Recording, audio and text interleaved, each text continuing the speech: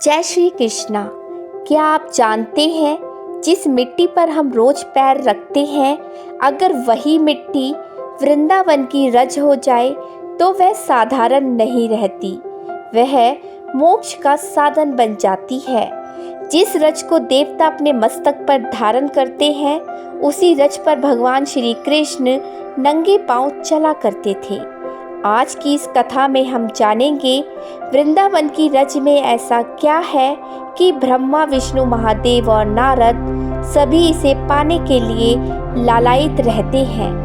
अंत तक जरूर सुनिए, क्योंकि आखिर में मैं आपको बताऊंगी कलयुग में ये रज हमारे जीवन को कैसे बदल सकती है।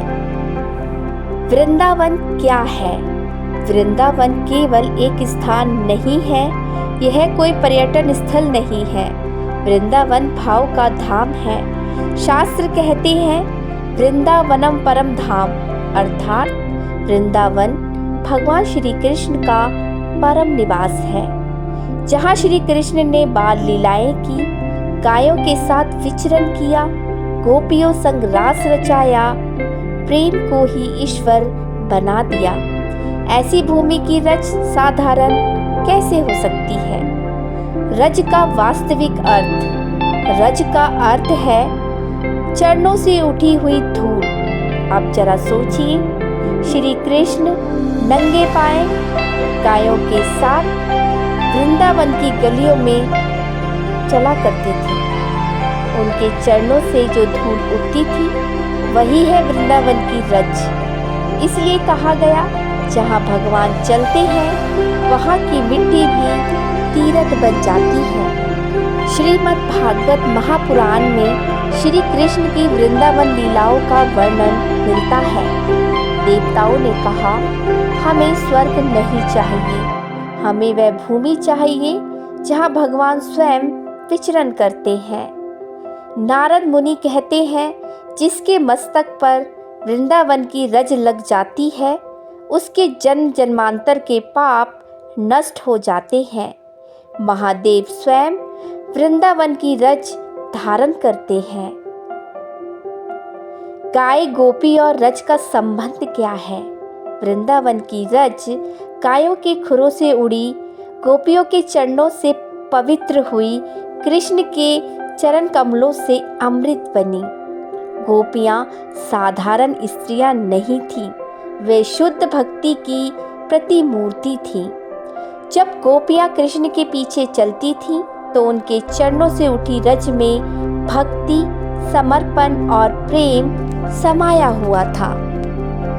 कलयुग में वृंदावन की रज। आज का कलयुग तनाव, अहंकार, अशांति, टूटते रिश्ते।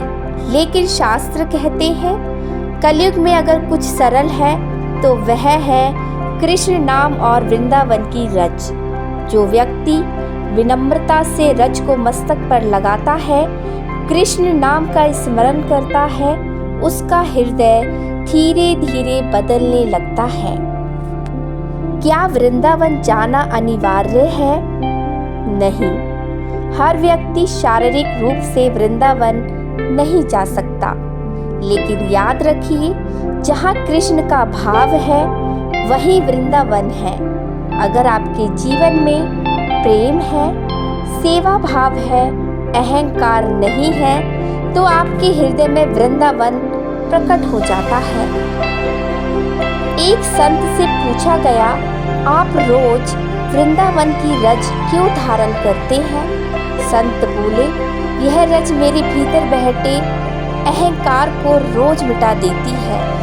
उन्होंने कहा, जब ये रज आती है तो मैं नहीं रहता, केवल कृष्ण रह जाते हैं। वृंदावन की रज सिखाती है झुकना, प्रेम करना, अहंकार छोड़ना, सेवा को साधना बनाना। यही सच्ची भक्ति है। अगर आपको वृंदावन की रज का ये दिव्य रहस्य हृदय को स्पर्श कर गया हो, तो कृपया इस वीडियो को अपने परिवार और मित्रों के साथ शेयर करें, ताकि और लोग भी श्री कृष्ण के इस प्रेम मार्ग से जुड़ सकें। ऐसे ही शास्त्र सम्मत श्री कृष्ण कथाओं के लिए मेरे चैनल को भी जरूर सब्सक्राइब करें। बोलिए मेरे साथ, राधे राधे, जय श्री कृष्ण।